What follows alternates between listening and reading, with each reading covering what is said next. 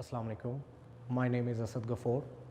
आज जिस टॉपिक पे हम बात करेंगे बेटा वो है आपके पास class 9 chemistry chapter number 7 electrochemistry से, और टॉपिक है कोरियन। कोरियन का बेसिकली मतलब क्या होता है? कोरियन का मतलब होता है जंग, और जंग आपको पता है हमेशा किसको लगता है, मेटल या नॉन मेटल? मेटल को।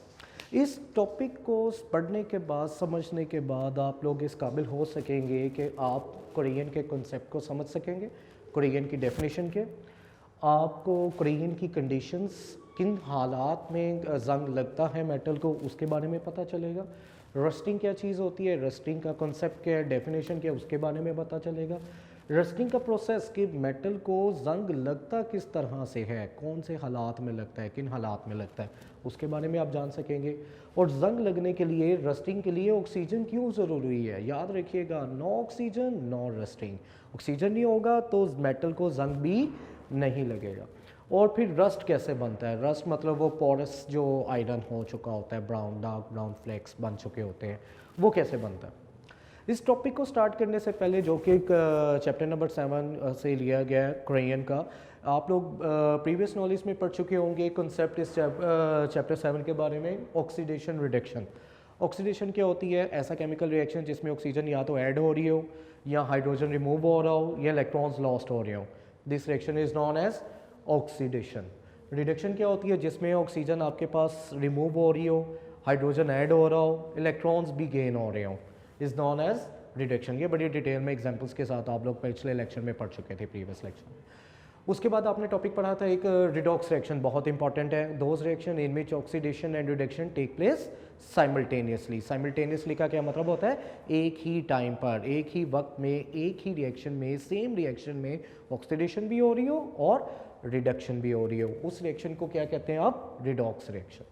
और फिर आप एनोड और कैथोड के बारे में भी फेमिलियर है। एनोड और cathode basically both are collectively called electrodes, and the electrode which is connected to positive terminal of the battery is called anode, and the electrode which is connected to negative terminal of the battery is called cathode।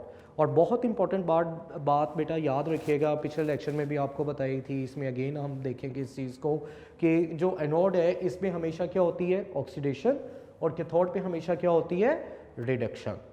Oxidation हमेशा होगी anode पर और reduction होगी हमेशा cathode पर। फिर आपने topic पढ़ा, बहुत डिटेल में आपने इसको पढ़ा होगा, पढ़ा था, और वो था आपके पास ऑक्सीडेशन नंबर, या जिसको ऑक्सीडेशन स्टेट भी कहते हैं। बेसिकली ऑक्सीडेशन नंबर क्या होता है? It is the apparent charge. Positive भी हो सकता है और नेगेटिव भी हो सकता है। अपेरेंट चार्ज होता है, असाइन मतलब लगाया जाता है atom of an element in a molecule, किसी भी मॉलिक्यूल में मौजूद एलिमेंट के एटम के ऊपर, और इन आइन या आइन के ऊपर, किसी भी मॉलिक्यूल में मौजूद एलिमेंट के एटम के ऊपर या आइन के ऊपर जो भी अपेरेंट चार्ज लगाया जाता है, पॉजिटिव या नेगेटिव, वो चार्ज क्या कहलाता है? ऑक्सीडेशन नंबर या ऑक्सीडेशन स्टेट। इसके रूल्स भी आप लोग पढ़ चुके होंगे। आज का जो टॉपिक है बेटा जी हमारा, वो है कोरियन। कोरियन का मतलब होता है जंग। मतलब डायरेक्टली अगर देखें तो आज का टॉपिक मेटल से रेलिवेंट है, मेटल से रिलेट करता है। मेटल कौन से एलिमेंट्स होते हैं? विच प्रेफर टू लूज इलेक्ट्रॉन, जो कि अपने इलेक्ट्रॉन्स को लूज करना प्रेफर करते हैं। बिकॉज क्यों लूज करना प्रेफर करते हैं? They are electropositive in nature. अगर इसकी हिस्ट्री के बारे में आप बात करें तो सबसे पहले जो कोरियन को नोटिस किया गया था वो कब किया गया? इन अर्ली 1824 में। सर हेम्फ्री डेवी केमिस्ट थे, उन्होंने सबसे पहले आयरन को जो जंग लगा था उसको सबसे पहले नोटिस किया था। कोरियन ऑफ आयरन को सबसे पहले जो नोटिस करने वाला बंदा था वो था सर हेम्फ्री डेवी। और कब किया था? 1824 में। कोरियन की अगर आप डेफिनेशन समझेंगे तो कोरियन ये नहीं है कि उसी टाइम लग जाती है, बड़ी फास्ट रिएक्शन है कि आज आप मेटल के ऊपर पानी फेंक दो तो मेटल को कल जंग लग जाएगा या 2 घंटे के बाद जंग लग जाएगा। Basically it is a slow process. जो मेटल को जंग लगना है ये बड़ा एक स्लो प्रोसेस है, आहिस्ता आहिस्ता ये प्रोसेस चलता है और कॉन्टीन्यूस प्रोसेस है। मतलब एक दफ़ा जब किसी मेटल को जंग लगना शुरू हो जाता है फिर वो कंटिन्यू रहता है। कब तक कंटिन्यू रहेगा? जब तक वो मेटल को पूरी तरह से खा ना जाए। जिस तरह नॉन मेटल में अगर हम लोग बात करें, जैसे लकड़ी को दीमक खा जाती है, अगर लकड़ी को दीमक लगना शुरू हो जाए तो वो उसको खा जाती है, बिल्कुल कागज़ बन जाती है वो लकड़ी है। इसी तरह मेटल की बात करें, मेटल को जंग खा जाता है और उसकी हार्डनेस खत्म हो चुकी है, इट बिकम अ सॉल्ट। जंग लगने के बाद। सो इसकी डेफिनेशन में वो यही बात कहेगा आपको, इट इज़ अ स्लो, मतलब ये बहुत लंबा प्रोसेस है, एंड कॉन्टीन्यूस, और मुसलसल चलता रहता है, रुकता नहीं है जब तक आप इसको रोकेंगे नहीं। Eating a way of metal, metal को खा जाता है। जो कोरियन है, जंग है, ये मेटल को खा जाएगा by surrounding medium. Surrounding medium क्या होती है? एयर, मॉइस्ट एयर, ऐसी एयर जिसमें वाटर वेपर्स मौजूद हों या वाटर, वो आपके पास क्या कहलाते हैं? सराउंडिंग मीडियम, जो कि कोरियन में हेल्प करते हैं, मेटल को जंग लगने में मदद करते हैं, वो कहलाते हैं सराउंडिंग मीडियम। वो दो ही हैं आपके पास, एक water, presence of water, and number 2 आपके पास है मॉइस्ट एयर। मॉइस्ट एयर कौन सी होती है? ऐसी हवा जिसमें नमी मौजूद हो। तो इसकी डेफिनेशन क्या है? It is a slow and continuous eating away of metal by surrounding medium. मतलब मेटल को जो जंग लगना है, ये एक बहुत ही स्लो प्रोसेस है, और जब एक दफ़ा ये प्रोसेस शुरू हो जाता है फिर ये कंटिन्यू रहता है, चलता रहता है। कब तक चलता रहेगा? ईटिंग अवे ऑफ मेटल, जब तक ये मेटल को खा नहीं जाएगा। और इसमें हेल्प करते हैं सराउंडिंग मीडियम, मतलब ऑक्सीजन एंड वाटर। और ये जो कोरियन है, it is also a redox chemical reaction. जिस तरह प्रीवियस लेक्चर में आप लोग पढ़ चुके हुए हैं, रिडॉक्स रिएक्शन क्या होता है कि जिसमें ऑक्सीडेशन रिडक्शन साइमल्टेनियसली चल रहे होते हैं। तो Korean is also a redox chemical reaction, मतलब इसमें ऑक्सीडेशन भी हो रही होगी और रिडक्शन भी हो रही होगी। कंडीशंस क्या है आपके पास कोरियन के लिए? बेटा ये अलग से शॉर्ट क्वेश्चन भी आता है, what are the reasons, what are the conditions for corrosion. Unique notes में भी आपके पास ये अलग से एडिशनल शॉर्ट क्वेश्चन में दिया गया हुआ है, what are the conditions of corrosion. Corrosion की डेफिनेशन भी मिल जाएगी इसमें आपको, और इसकी कंडीशन अलग से शॉर्ट क्वेश्चन की फॉर्म में। कोरियन जो कंडीशन है कोरियन की, वो आपके पास दो हैं, presence of oxygen and presence of water. Oxygen बहुत ज़रूरी है कोरियन के लिए जंग लगने के लिए, और वाटर बहुत ज़रूरी है। There will be no corrosion water free of air और एयर फ्री ऑफ वाटर। अब तो कोरियन नहीं होगी, इनमें से एक चीज़ भी अगर नहीं होगी तो कोरियन नहीं होगी। ऐसा वाटर जिसमें एयर मौजूद ना हो, और ऐसी एयर ऑक्सीजन जिसमें वाटर मौजूद ना हो, फिर कोरियन नहीं होगी। कोरियन कब होगी? जब ये दोनों इकट्ठे होंगे, oxygen and water, otherwise there will be no corrosion. अगर इसकी एग्जांपल की बात करें, एग्जांपल लाजमी दिया करें बच्चों पेपर में, चाहे आपके क्वेश्चन पेपर में उसने कोट की हो, एग्जांपल्स ना की हो, लाजमी शॉर्ट क्वेश्चन में अगर क्वेश्चन में एग्जांपल है, कोई केमिकल फार्मूला है, तो लाजमी लिखा करें, आपके मार्क्स सेफ रहते हैं इसकी वजह से। अगर कोरियन की एग्जांपल की बात करूँ तो जो बेस्ट एग्जांपल है उत्तर कोरियन की, वो है आपके पास कोरियन ऑफ आयरन, आयरन को जंग लगना। आयरन का symbol as you know that, iron का सिंबल क्या होता है आपके पास? Fe is a symbol of iron. और ये जो कोरियन ऑफ आयरन है, इट इज कॉल्ड रस्टिंग। इसी टॉपिक में एक शॉर्ट क्वेश्चन बनता है, व्हाट इज रस्टिंग, कि रस्टिंग क्या चीज़ है भाई? Rusting is a corrosion of iron. सिर्फ ये जो रस्टिंग वर्ड है, ये स्पेसिफिक है सिर्फ और सिर्फ कौन सी मेटल के लिए? आयरन की। दुनिया की किसी भी मेटल को जंग लग जाए, हम उसे कहेंगे वो करोड हो गई है, उसकी कोरियन हो गई है। लेकिन अगर आयरन को जंग लग जाएगा तो हम क्या कहेंगे? वो रस्ट हो गई है, उसकी रस्टिंग हो गई है। ठीक है, यानी आयरन को जो जंग लगने वाला जो प्रोसेस है, वो आपके पास क्या कहलाता है? Rusting. So rusting is only a term for iron. इसके अलावा किसी मेटल को जंग लगने को हम रस्टिंग नहीं कहते। रस्टिंग सिर्फ और सिर्फ आयरन को जंग लगने को कहा जाता है। अब हमने देखना है कि ये आयरन को जंग लगता कैसे है, प्रोसेस क्या है भी रस्टिंग का, आयरन को कैसे जंग लगता है। सबसे पहले आयरन की शीट के ऊपर जहाँ पे कोई डेंट पड़ा होगा, जहाँ कोई स्टेन लगा होगा, स्टेन क्या होता है? दाग। और डेंट क्या होता है? यानी कि फोर्स लगने से उसकी शेप डिस्टर्ब हो जाए। जैसे गाड़ी एक्सीडेंट हो जाता है, गाड़ियों की जो शेप है वो डिस्टर्ब हो जाती है, खुदा ना खास्ता बाइक का एक्सीडेंट हो जाए, उसकी शेप डिस्टर्ब हो जाती है, तो क्या कहते हैं? डेंट पड़ गया भाई, मतलब उसकी शेप डिस्टर्ब हो गई। तो आयरन की सरफेस पे वो पार्ट जहाँ पे कोई दाग लगा होगा या डेंट पड़ा होगा, वो पार्ट क्या कहलाता है? Anodic part. और एनोडिक पार्ट पे आयरन क्या करता है? अपने इलेक्ट्रॉन्स को लूज कर देता है। जैसे आयरन का एक एटम है, वो अपने 2 इलेक्ट्रॉन लूज करने की सलाहियत रखता है, और अगर 2 एटम होंगे तो वो कितने इलेक्ट्रॉन लूज करेंगे आपके पास? 4। एक एटम 2 इलेक्ट्रॉन लूज करता है, तो 2 एटम कितने इलेक्ट्रॉन लूज करेंगे? 4। और साथ आपके पास ये 2 आयरन के आयन बन जाएंगे, Fe2+, 2Fe2+। And loss of electron is known as, जैसा कि प्रीवियस लेक्चर में आप पढ़ चुके होंगे, loss of electron is called oxidation. तो एनोडिक पार्ट पे हमेशा आपके पास बच्चों क्या होती है? ऑक्सीडेशन।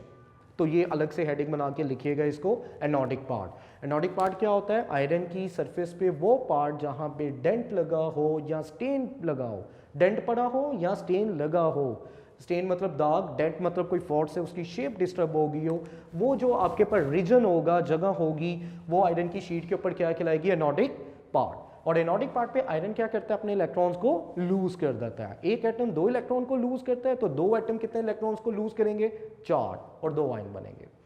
और इस लिहाज से यहाँ पे फिर एनोडिक पार्ट पे क्या होती है, ऑक्सीडेशन। अब ये जो इलेक्ट्रॉन्स लूज की है एनोडिक पार्ट पे आयरन ने, ये पूरी आयरन की शीट के ऊपर मूव करेंगे, पूरी आयरन की शीट के ऊपर ये जो फ्री इलेक्ट्रॉन्स है ये मूव करेंगे और किसी ऐसी जगह पे जाके रुकेंगे जहां पे ऑक्सीजन की कंसंट्रेशन रिलेटिवली बाकी आयरन शीट की निस्बत ज़्यादा हो। जैसा कि आप जानते हैं ऑक्सीजन की कंसंट्रेशन हर जगह एक जैसी नहीं रहती, कहीं पे कम कहीं पे ज़्यादा होती है। तो ये फ्री इलेक्ट्रॉन जो से हैं ये पूरी मूव करेंगे through out the iron sheet, पूरी आयरन शीट के ऊपर ये फ्री इलेक्ट्रॉन्स मूव करेंगे और कहां पे जाके रुकेंगे, स्टे कहां पे करेंगे, relatively high concentration of oxygen, जहां पे ऑक्सीजन की कंसंट्रेशन बाकी आयरन की शीट की निस्बत ज़्यादा हो। वहां पे जाके क्या करेंगे, ये जो फ्री इलेक्ट्रॉन्स हैं बेटा, जो एनोडिक पार्ट पे आयरन लूज कर चुके हैं, वो रिड्यूस करेंगे किसको, ऑक्सीजन मॉलिक्यूल को जो एटमॉस्फेयर में मौजूद है, in the presence of hydrogen ion. याद रखिएगा hydrogen ion is also called proton. Why hydrogen ion is called proton? Because it contain only one proton. It has no neutron, no electron. जो hydrogen ion है इसमें सिर्फ और सिर्फ एक proton मौजूद होता है, ना कोई इलेक्ट्रॉन होता है ना कोई प्रोटॉन होता है। That's why hydrogen ion is called proton. अब ये जो आपके पास फ्री इलेक्ट्रॉन्स थे, ये ऑक्सीजन मॉलिक्यूल, ये जो फ्री इलेक्ट्रॉन्स आए एनोडिक पार्ट से एटमॉस्फेयर में मौजूद ऑक्सीजन को रिड्यूस करेंगे in the presence of hydrogen ion and they will form a water on the surface of the iron. Iron की सरफेस के ऊपर इस तरह से वाटर आ जाता है कैथोडिक रीजन की वजह से। तो यहाँ पे बेसिकली क्या हो रहा है, गेन ऑफ इलेक्ट्रॉन हो रहा है, इलेक्ट्रॉन्स को गेन किया जा रहा है इस केमिकल रिएक्शन में, and gain of electron is known as reduction. जैसा कि हमने शुरू में कहा था डेफिनेशन में कि क्रोइयन आपके पास कौन सा रिएक्शन है बेटा, it is a redox chemical reaction, जिसमें आपके पास एनोडिक पार्ट पे ऑक्सीडेशन और कैथोडिक पार्ट पे रिडक्शन हो रही है। अब क्वेश्चन यहाँ पे एक बहुत अच्छा बनता है कि जो इलेक्ट्रॉन्स हैं ये कहाँ से आ रहे हैं, इलेक्ट्रॉन्स तो आ रहे हैं एनोडिक पार्ट से जहाँ पे डेंट या स्टेन था। ऑक्सीजन कहाँ से आ रहा है भाई, ऑक्सीजन आ रहा है एटमॉस्फेयर से, एटमॉस्फेयर में 21% ऑक्सीजन है आपके पास। हाइड्रोजन आयन कहाँ से आ रहा है, what is the source of hydrogen ion, तो हाइड्रोजन आयन बेसिकली आ रहा है एटमॉस्फेयर से। एटमॉस्फेयर में कार्बन डाइऑक्साइड वाटर वेपर्स आपस में डिसॉल्व होकर क्या बनाते हैं, कार्बोनिक एसिड। बेसिकली ये कार्बोनिक एसिड यहाँ पे हाइड्रोजन आयन को देते हैं ताकि जो रस्टिंग का प्रोसेस है वो एक्सेलरेट हो सके, स्पीड अप हो सके। ओवरऑल रिएक्शन में आप क्या करते हो, एनोड और कैथोड पे जो रिएक्शंस हुए होते हैं उसको सम अप कर देते हो और इलेक्ट्रॉन्स मोस्टली इसमें कट ऑफ हो जाते हैं। लेफ्ट साइड पे क्या बच गया, 2Fe आ गया, O2 आ गया, और ये 4 हाइड्रोजन आयन आ गए। राइट हैंड साइड पर आफ्टर रिएक्शन आपके पास यहाँ पे क्या बचा, 2Fe2+ आ गया। यहाँ पे नीचे क्या बचा, 2H2O आ गया। ये ओवरऑल रिएक्शन है। ओवरऑल रिएक्शन हमेशा कैसे लिखते हैं, एनोड और कैथोड के रिएक्शन को सम अप करते हो और मोस्टली इसमें जो इलेक्ट्रॉन्स हैं वो कैंसिल आउट हो जाते हैं। अब ये जो बेटा जी आयन है Fe2+, ये वाटर की लेयर के साथ पूरी आयरन की शीट के ऊपर फैलेगा और ऑक्सीजन के साथ रिएक्ट करेगा, और ऑक्सीजन के साथ रिएक्ट करने के बाद ये आपके पास क्या बनाएगा, रस्ट। रस्ट क्या होता है, porous surface on the iron, जो जंग लगा होता है, ब्राउन फ्लेक्स होते हैं। इसकी डेफिनेशन क्या है रस्ट की, अलग से शॉर्ट क्वेश्चन में भी पूछा जा सकता है, what is the defined rust and also with equation. तो Fe2+ आयन जो कि यहाँ पर आपके पास है, सेपरेट फैल जाते हैं विद वाटर के साथ पूरी आयरन की शीट के ऊपर एंड रिएक्ट विद ऑक्सीजन, और ये एटमॉस्फेयर में मौजूद ऑक्सीजन के साथ रिएक्ट करते हैं to form hydrated iron oxide Fe2O3NH2O। This is the formula of rust, is called rust. ये रस्ट की डेफिनेशन है।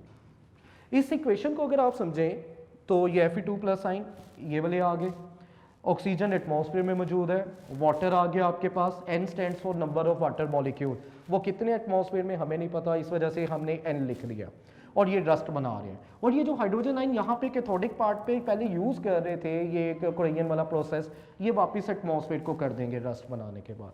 This is a balance chemical equation. अगर इसको बैलेंस करेंगे, मैं सिर्फ समझाने के लिए कट ऑफ कर रहा हूँ, आप लोगों ने कट ऑफ नहीं करना, सिर्फ बैलेंस करना समझा रहा हूँ, बैलेंस करने के लिए कट ऑफ कर रहा हूँ। आयरन बेटा जी इधर 2 हैं, आयरन इधर भी 2 हैं, तो ये बैलेंस हो गया। हाफ O2, हाफ को भूल जाओ, O2 में आपके पास ऑक्सीजन के 2 एटम हैं, half/2 में मतलब ऑक्सीजन के कितने एटम्स होंगे? एक। अब इसको मैथ के रूल से अगर मैं सोल्व करता हूँ तो ये NH2 से मल्टीप्लाई हो जाएगा, ये 2H2O से मल्टीप्लाई हो जाएगा, ये क्या बन जाएगा? NH2O, और ये क्या बन जाएगा? 2H2O। ये जो NH2 है ये NH2O से बैलेंस हो गया, और ये जो आपके पास इधर कितने ऑक्सीजन है? ये 2 ऑक्सीजन और ये 1 ऑक्सीजन, ये 3 ऑक्सीजन, ये इससे बैलेंस हो गए, ये ऑक्सीजन यानी कि बैलेंस हो गया आपके पास। हाइड्रोजन कितने बचे? 2 2 4, तो ये 4 हाइड्रोजन यहाँ पे बैलेंस हो गए। इस तरह से ये आपके पास इक्वेशन राइट की जाती है। बहुत इंपॉर्टेंट इक्वेशन है, इक्वेशंस लाइक अ मैथ, इनको याद करने की तरफ मत जाया करें, इसको रट्टा ना लगाया करें, इसकी प्रैक्टिस किया करें। ये था टॉपिक रेन वाला। अब अगर इसकी डेली लाइफ में आप एप्लीकेशंस की बात करें तो एग्जॉस्ट सिस्टम को जंग लगना इसकी एप्लीकेशन है, कार्ड्स को, मेटल टूल्स को जंग लगना इसकी एग्जांपल्स हैं, आईफल टावर को या जंग लगना वो इसकी डेली लाइफ में एग्जांपल आ जाती है। स्टैचू ऑफ लिबर्टी का कलर जो चेंज हो रहा है वो भी कोरियन की वजह से चेंज है, ये कोरियन की एग्जांपल है। बेटा जी यूनिक नोट्स में इस टॉपिक से रेलिवेंट अगर आप MCQs शॉर्ट या लॉन्ग देखेंगे तो MCQs नंबर आप यहाँ पे लिख दिए गए हैं रेफरेंस के तौर पर। MCQs नंबर 6, 9, 33, 34, 35, 6, 38, 43, 79 ये MCQs नंबर आपको मिल जाएंगे इस टॉपिक से रेलिवेंट। जो शॉर्ट क्वेश्चन है वो 18, 46, 48, 61, 82 शॉर्ट क्वेश्चन मिल जाएगा चैप्टर नंबर 7 इलेक्ट्रोकेमिस्ट्री के यूनिक नोट्स में, और लॉन्ग क्वेश्चन नंबर 11 बेटा जी इसमें आपके पास है। उम्मीद करता हूँ आपको आज का टॉपिक बहुत अच्छे से समझ आया होगा। फर्दर कोई कन्फ्यूजन हो तो ज़रूर कमेंट बॉक्स में बताइएगा। अल्लाह आप सबका हामी और नासिर हो। अस्सलाम वालेकुम, अल्लाह हाफिज़।